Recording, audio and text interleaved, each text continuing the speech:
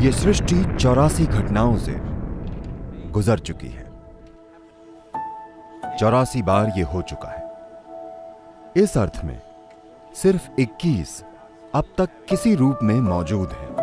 63 पूरी तरह से गायब हो चुकी हैं। इससे फर्क नहीं पड़ता कि आप कैसे ढूंढें, पर आप उन्हें अपने सिस्टम में याददाश्त के चिन्हों के रूप में देख सकते हैं।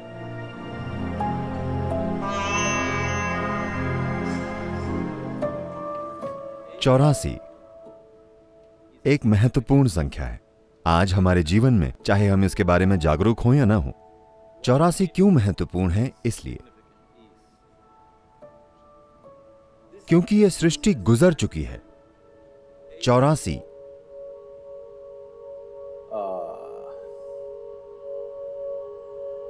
घटनाओं से। 84 बार यह हो चुका है। यह 84वीं घटना है। आज आधुनिक विज्ञान प्रमाणित करता है कि पूरी सृष्टि बस कंपन है। यह मेरा आविष्कार नहीं है, यह वैज्ञानिक तथ्य है। जहां कंपन होता है वहां ध्वनि भी होगी। हाँ, क्या ये ठीक है? मैं तार्किक रूप से चरण दर चरण जाना चाह रहा हूं। जाने के और भी तरीके हैं, बस ऐसा करके मैं आपको एक अलग तरीके से समझा सकता हूं। लेकिन हम चरण दर चरण जाना चाहते हैं। जहां कंपन होता है वहां ध्वनि भी होगी। क्या ऐसा है? तो आप सिर्फ एक कंपन नहीं हैं, आप एक ध्वनि भी हैं, बल्कि एक शोर है। वे जो आवाज कर रहे हैं और वे जो नहीं कर रहे हैं, आप सभी लोग एक ध्वनि हैं। यही आधुनिक विज्ञान कह रहा है। और बहुत पहले किसी ने आपसे कहा था कि सबसे पहले शब्द था, और वो शब्द है भगवान।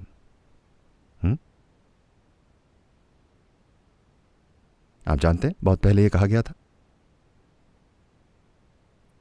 ध्वनि एक शब्द है ना? बल्कि एक शब्द ध्वनि है। फिलहाल मैं अगर हां कहूं, क्योंकि आप ये भाषा जानते हैं, तो आप उससे एक अर्थ जोड़ रहे हैं। अगर आपको ये भाषा ना आती, तो जहां तक आपका सवाल है, मैं बस एक आवाज पैदा कर रहा हूं, है ना? क्योंकि आप उनकी भाषाएं नहीं जानते, आपको लगता है कि वो कुछ अजीब आवाजें पैदा कर रहे हैं। नहीं, वे कुछ बोल रहे हैं।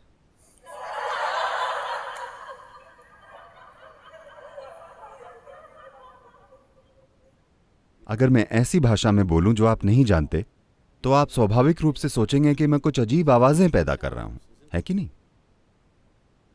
अगर मैं अभी इस समय तमिल में या कन्नड़ा या तेलुगु या कोई और भाषा में बोलूं जो आप नहीं जानते, आपको लगेगा मैं कुछ,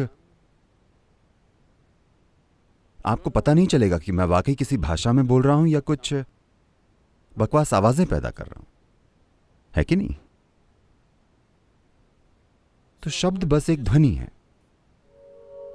तो उन्होंने कहा कि वो शब्द है भगवान, क्योंकि कोई भी इंसान जिसने अस्तित्व को पास से देखा है, वो देख सकता है कि जिसे आप सृष्टि कहते हैं और जिसे आप सृष्टा कहते हैं, इन्हें अलग नहीं किया जा सकता। अगर आप उन्हें अलग करें तो सृष्टि का अस्तित्व नहीं रहेगा। जब तक कि इसे सृष्टा का निरंतर सहारा नहीं मिलता, एक पल के लिए भी यह सृष्टि की प्रक्रिया नहीं चल सकती, क्योंकि सृष्टि बन नहीं चुकी है, यह निरंतर बन रही है। हाँ, क्या आप निरंतर बन रहे हैं या बन चुके हैं? मैं उम्मीद करता हूं कि आप बन नहीं चुके हैं। You are an ongoing process. आप एक जारी प्रक्रिया हैं।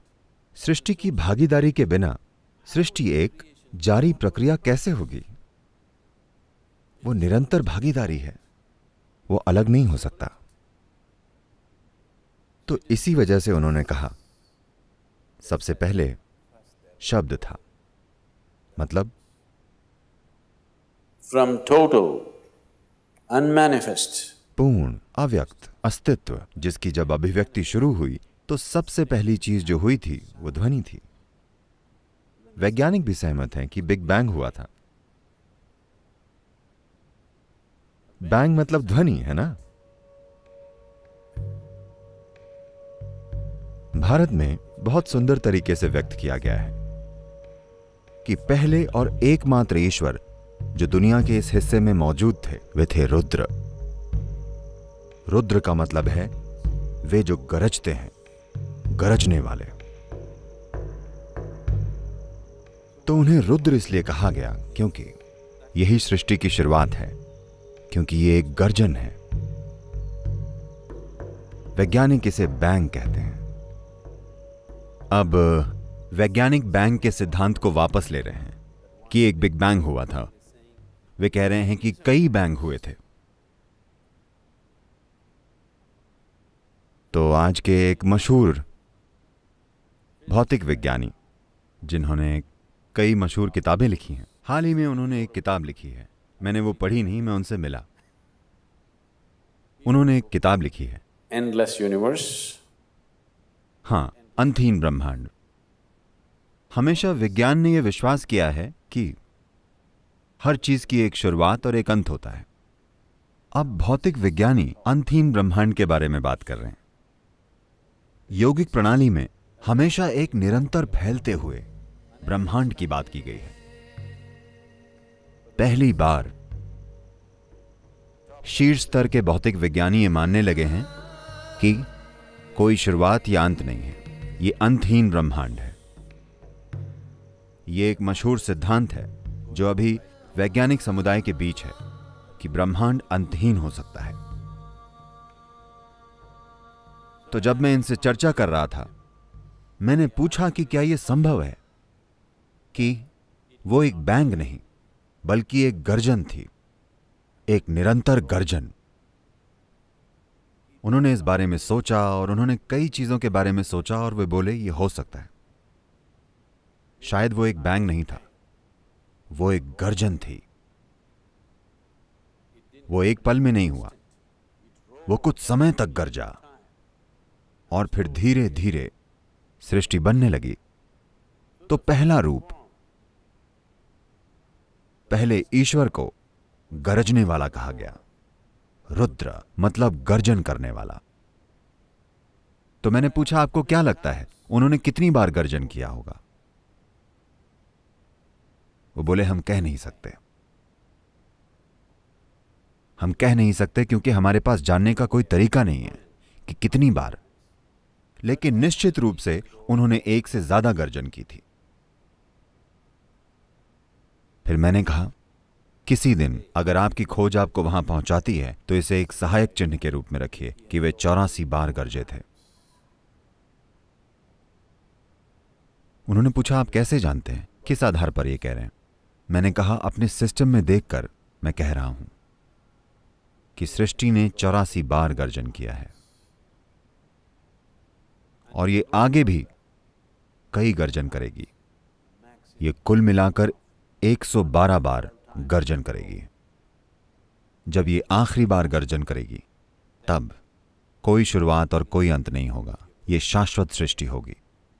वो बहुत दूर है, पर मैंने उनसे कहा कि आप 84 को किसी तरह के सहायक स्तंभ के रूप में रखिए। आपके पास मशीन और गणित है, मैंने एक और एक कितना है ये भी नहीं सीखा। आपने ये सभी चीजें सीखी हैं, आप उन पर काम कीजिए। किसी दिन अगर आप एक संख्या तक पहुंचेंगे तो आप इस संख्या तक पहुंचेंगे, ये 84 होगा। ऐसा कैसे हो सकता है, उन्होंने पूछा। मैंने कहा अगर आप आज एक पेड़ काटते हैं तो लोग उसके तने में मौजूद छल्लों या चक्रों को देखकर कहते हैं कि पिछले 1000 सालों में अकाल कब पड़ा था, ज्यादा बारिश कब हुई थी, आग कब लगी थी, सब कुछ है ना। अगर आप अपने सिस्टम में अपनी जागरूकता का इस्तेमाल करके प्रवेश करते हैं तो इस सृष्टि का पूरा इतिहास इसमें लिखा हुआ है। 84 बार ये सृष्टि गरज चुकी है। हम इस 84वें गर्जन में हैं। 84 गर्जनों के कारण जो हुआ है, हम वहां हैं। उन 84 सृष्टियों में से जो हुई हैं, 83 हो चुकी हैं, ये वाली हो रही है। इनमें से जैसे सृष्टि हो रही है निरंतर, विलीन होना भी निरंतर हो रहा है। तो विलीन होने की प्रक्रिया कुछ सृष्टियों के लिए शुरू हुई और ये विलीन होती गईं। उनमें से सिर्फ 20 अब तक विलीन होने की प्रक्रिया में हैं। विलीन होने के अलग अलग स्तर हैं। बाकी की पूरी तरह से मिट चुकी हैं, सिवाय इसके कि आप अपनी जागरूकता में उन्हें देख सकते हैं, इस सृष्टि में देख सकते हैं, क्योंकि किसी रूप में इनमें उनका शेष भाग या अनुभव मौजूद है। उसी तरह जैसे आपके जीवन का अनुभव आपके हर काम में आपके साथ होता है, सृष्टि की प्रक्रिया भी हर सृष्टि का अनुभव अगली सृष्टि में अपने साथ लेती आई है, अगले में और उसके अगले में। हालांकि वे पूरी तरह से अलग हैं, हालांकि वे पूरी तरह से अलग हो सकती हैं। देखिए, आप स्कूल गए और फुटबॉल खेली, और ये 25 साल पहले हुआ था। अब अचानक से अब आप 45 साल के हैं और एक चोर आपके घर में घुस गया। जब आपके घर में चोर घुसता है, You are not going yeah like this. You will go like this. आप आ करके ऐसे नहीं करते, आप ऐसे करेंगे। क्योंकि आपका फुटबॉल का खेल अचानक ऐसी चीज जो आप पूरी तरह से भूल चुके हैं, वो कहीं आपके सिस्टम में है, वो बाहर आ जाती है। आप चोर को एक फुटबॉल की गेंद की तरह मारते हैं, न कि कराटे किक या कलरीपट्टू किक या किसी और तरह। तो वो अनुभव आपने फुटबॉल शायद 1 महीने या 3 महीने के लिए खेली होगी, लेकिन वो अनुभव, उस अनुभव का बचा हुआ हिस्सा आप में अब भी गहरा समाया हुआ है और ये कहीं एक बिल्कुल अलग जगह में व्यक्त होता है। इसी तरह आप हर समय विकसित हो रहे हैं। इसी को हम कर्म कहते हैं। तो ये व्यक्तिगत कर्म है जिसके बारे में हम बात कर रहे हैं, लेकिन एक ब्रह्मांडीय कर्म होता है। सृष्टि का अपना कर्म होता है, क्योंकि सृष्टि खुद एक कर्म है ना? सृष्टि का बनना क्या ये एक काम नहीं है? काम मतलब कर्म, ये कर्म है। उस कर्म का बचा हुआ हिस्सा हमेशा अगले स्तर की सृष्टि तक और फिर अगले स्तर तक पहुंचता है। इस तरह से कुल मिलाकर 84 सृष्टियां हुई हैं या 83 हुई हैं। ये 84वीं हो रही है। इनमें से पुरानी सृष्टियां पूरी तरह से विलीन हो चुकी हैं। उनका अस्तित्व बस अपनी सृष्टियों में मौजूद अनुभव की छाप के रूप में है, पर वे जीवित नहीं हैं। लेकिन इससे पहले की 20 सृष्टियां अब भी अलग अलग स्तर पर जीवित हैं। कुछ बहुत ही धुंधली हो गई हैं, कुछ प्रबल हैं, कुछ ज्यादा प्रबल हैं, कुछ लगभग असली हैं, जैसे ये है। ये लगभग ऐसी ही है, लेकिन ये विलीन होने की प्रक्रिया में है। वहां सृष्टि की प्रक्रिया सक्रिय रूप से नहीं हो रही है। विलीन होने का यही मतलब है। देखिए, फिलहाल आपके लिए मृत्यु का क्या मतलब है? जब आप बच्चे थे, जितनी नई कोशिकाएं आप पैदा कर रहे थे, मान लीजिए 1 साल में आप 100 अरब कोशिकाएं बना रहे थे। जब आप 35 के हो जाते हैं, यह थोड़ा कम हो जाता है। जब आप 45 के होते हैं, यह थोड़ा और कम होता है। 55 की उम्र में और कम होता है, 75 पर और भी कम। एक समय आता है जब आप जो पैदा करते हैं और जो मरता है उसकी संख्या नए से ज्यादा है। इसी तरह से बुढ़ापा आता है। सृष्टि के साथ बिल्कुल यही प्रक्रिया हो रही है। विलीन होना हर समय होता है, यहां भी विलीन होना हर समय होता है, लेकिन नई सृष्टि हो रही है तो यह पूरी ऊर्जा से चल रही है। यह नई सृष्टि धीमे पड़कर रुक गई, तो कुछ समय बाद, कुछ समय अंतराल के बाद यह बस कम होने लगी, सिर्फ विलीन होने लगी, और कुछ समय बाद सिर्फ याददाश्त की छाप है, जीवित छाप बिल्कुल नहीं है। तो इस अर्थ में सिर्फ 21 अब तक किसी रूप में मौजूद हैं। बाकी की बची हुई 63, जी हां 63 पूरी तरह से गायब हो चुकी हैं। ये आपको नहीं मिलेंगी, इससे फर्क नहीं पड़ता कि आप कैसे देखते हैं। लेकिन आप उन्हें अपने सिस्टम में याददाश्त के चिन्हों के रूप में देख सकते हैं, क्योंकि वो छाप, वो अनुभव अब भी यहां है। ये एक असली चीज है। बाकी सभी घटते क्रम के अनुसार सक्रिय है। इनमें दो हैं, इस सृष्टि में दो हैं। एक भौतिकता है जिसमें हर चीज की याददाश्त है, दूसरा है सृष्टि का स्रोत जो भविष्य का आधार है। आप या तो अपने अतीत को अपना भविष्य बनने दे सकते हैं। जब आप अपने अतीत को अपना भविष्य बनने देते हैं, हम आपको देखकर कहते हैं यह उसका कर्म है। जब हम कहते हैं वो उसका कर्म है, इसका मतलब है कि वो अपने अतीत को अपना भविष्य बनने दे रही है। उसमें कोई नई संभावना नहीं है। यही बात है जब हम किसी को देखकर कहते हैं कर्म। हम बस यही कह रहे हैं कि वे अपने अतीत को अपना भविष्य बनने दे रहे हैं। उनका वाकई कोई भविष्य नहीं है, वो खुद को दोहराएगा। जब आप कहते हैं मैं आध्यात्मिक मार्ग पर हूं, तो आप एक स्तर पर यह कह रहे हैं कि आप वाकई ये कह रहे हैं कि आप अपने अतीत को अपने भविष्य के रूप में दोहराने नहीं देना चाहते। आप अपने जीवन को चक्रीय नहीं बनाना चाहते। आप अपने जीवन को आगे ले जाना चाहते हैं। आप उसे चक्रीय नहीं बनाना चाहते। पिछला मंत्र जिसका अभी आप उच्चारण कर रहे थे वो है पुनरपि जननम पुनरपि मरणम।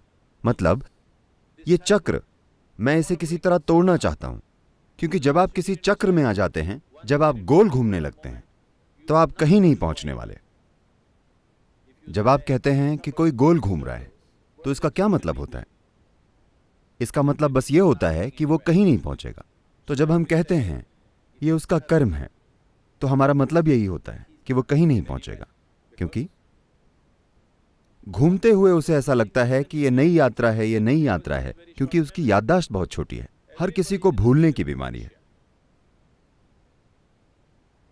मां के गर्भ से पहले क्या था या मां के गर्भ में क्या था उन्हें याद नहीं। वे भूल जाने की स्थिति में है। इसलिए गोल घूमना नया लगता है, हर बार घूमकर नया लगता है। ये गोल घूमते जानवरों की तरह है। सर्कस में जानवरों को घुमाते हैं, ये बस वैसा ही है। भारत में विशेष रूप से योगिक संस्कृति में यह उदाहरण शायद कहीं योग सूत्र में ही है। ये वाला उदाहरण, उनकी तुलना तेल की चक्की के बैल से की जाती है। तेल की चक्की पर वे बैलों के साथ ये करते हैं, वे उनकी आंखों पर कपड़ा बांध देते हैं, उनकी आंखों पर कुछ बांध देते हैं, या फिर सब कुछ बांधकर बस इतना छोड़ देते हैं। और ये एक तेल की चक्की है, पर बैल सोचता है वो कहीं जा रहा है। जैसे आप ट्रेडमिल पर चढ़ते हैं और ऐसा लगता है कि आप कहीं जा रहे हैं, पर आप कहीं नहीं जा रहे हैं। यही कर्म है। तो ये आयाम जिसे आप अभी देख रहे हैं वो दो स्तरों पर है। एक हो चुका है, दूसरा हो रहा है। तो उनमें से 83 हो चुके हैं। अगर आप संख्याओं में बात करना चाहते हैं तो 83वां हो चुका है, पर अब भी हो रहा है। बचे हुए हिस्से के रूप में यह अब भी हो रहा है। आपका जन्म हो चुका है। क्या ये हो चुका है? जन्म हो गया है, पर अब भी हो रहा है ना? आपकी मृत्यु हो चुकी है, लेकिन अब भी हो रही है। आप समझे? आपकी मृत्यु तय है ना? यह पहले ही हो चुकी है। जिस पल आप पैदा हुए थे आपकी मृत्यु हो गई थी। मृत्यु की ओर आपका पहला कदम हो गया था, पर अब भी हो रहा है। आप इसके पूरे होने का इंतजार कर रहे हैं, या आप इसे टालना चाहते हैं, लेकिन यह हो रहा है ना? और यह पहले ही हो चुका है। तो आप में एक और आयाम है जिसका जन्म नहीं हुआ है, न ही मृत्यु होगी। अगर आप उस आयाम को छुएं, सिर्फ तभी आप में भविष्य जैसी कोई चीज होगी। वरना आपके पास बस कर्म है। कर्म मतलब आप अपने अतीत को भविष्य के रूप में दोहरा रहे हैं। आप शायद रंग बदल रहे हों, आप शायद तरीके बदल रहे हों कि आप उसे कैसे करते हैं, पर फिर भी वही चीज है, कुछ भी अलग नहीं है। वही चीज जो गुफा में रहने वाला आदमी करता था, आप भी वही कर रहे हैं। तरीके और क्षमता शायद बदल गई हो, लेकिन चीज वही है। क्या ऐसा नहीं है? ये एक लंगर है, ये एक लंगर है। आपने लंगर फेंक दिया है और आप अपनी नाव को चलाने की कोशिश कर रहे हैं। ज्यादा से ज्यादा वो गोल घूम सकती है ना? तो हम लंगर खींचने की या लंगर की रस्सी काटने की कोशिश कर रहे हैं ताकि अगली बार नाव चलाने पर वो दूर चली जाए। तो पूरी आध्यात्मिक साधना इसी पर आधारित है कि आप मुक्त होना चाहते हैं। मुक्त का मतलब यह नहीं है कि आपको भूलना होगा, लेकिन आपको उस याददाश्त से मुक्त होना होगा जो आपको चलाती है। और यह याददाश्त सिर्फ आपके मन में नहीं, आपके शरीर की हर कोशिका में याददाश्त है। वंश विज्ञान और अन्य चीजों से यह हमारे लिए बिल्कुल स्पष्ट है कि आप में अपने पूर्वजों की याददाश्त है और आप आज भी उनकी तरह बर्ताव कर रहे हैं। आपकी नाक आज भी उनके जैसी है। आप देखिए, अगर आपने हाल ही में नाक की सर्जरी ना करवा ली हो, हाँ, There are many symbols. कई सारे प्रतीक हैं या शरीर में कई पहलू हैं जो स्पष्ट रूप से ये कहते हैं कि इन 84 सृष्टियों की याददाश्त अब भी आपके शरीर में मौजूद है। ये सृष्टि के हर परमाणु में है। तो आप उसे साफ करना चाहते हैं, आप उस याददाश्त को साफ करना चाहते हैं, क्योंकि ये याददाश्त आपको बांधती है। ये याददाश्त आपको जुड़े होने की भावना देती है, पर साथ ही साथ आपको बांधती है, आपको जाने नहीं देती। तो जब आप साधना करते हैं तो आप सब कुछ काटने की कोशिश करते हैं, क्योंकि काटे बिना, अपना लंगर काटे बिना आप आगे नहीं जा सकेंगे। तो ये याददाश्त मुझे क्यों रोके रखती है? इसी याददाश्त ने आपके शरीर को और आप जो अभी हैं उसे एक रूप और समग्रता दी है। इसके बिना, इस याददाश्त के बिना यह शरीर नहीं बनाया जा सकता। एक कोशिका के जीव की याददाश्त आप में हुए बिना, उस सारी जानकारी के विकास की प्रक्रिया से गुजरकर आपका रूप लिए बिना, उस याददाश्त के बिना यह शरीर एक रूप लेकर टिक नहीं सकता। तो याददाश्त आपकी दुश्मन नहीं है। बात यह है कि आपको उसे संभालना नहीं आता। आप उसमें समा गए हैं, यही समस्या है। आप उसमें समा गए हैं, अब आप उससे बाहर आना चाहते हैं। आप याददाश्त का इस्तेमाल करना चाहते हैं, लेकिन आप ये नहीं चाहते कि वो आपका इस्तेमाल करे। यही आध्यात्मिक साधना है कि आप एक भविष्य चाहते हैं जो आपके अतीत से अलग हो।